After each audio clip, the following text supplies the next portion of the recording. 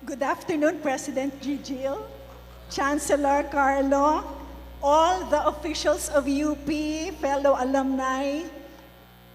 My name is Dot Gancaiko, and I was president from 2013 to 2025 until the UP Concert Chorus alumni members elevated me to President Emerita.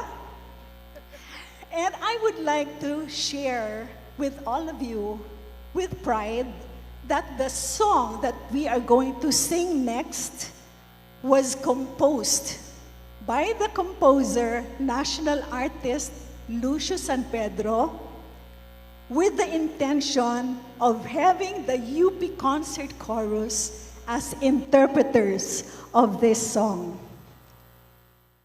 Through the years, this song has touched the hearts of many Filipinos here and abroad, bringing tears to their eyes because it evokes a deep sense of patriotism, loyalty for the Philippines, and shared identity. And I believe, we all believe, that this song is but fitting for this occasion, as music, through music, we celebrate our love for the country and our deep commitment to serve it by giving assistance to those who are in need.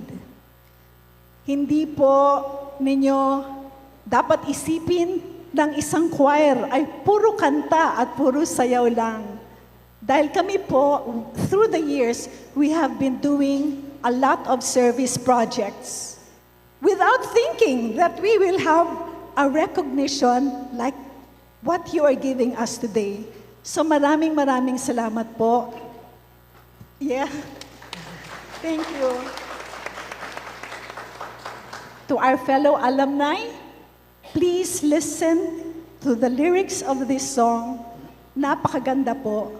Sa Mahal Kong Bayan by Lucio San Pedro, with Ma'am Jai Aracama conducting.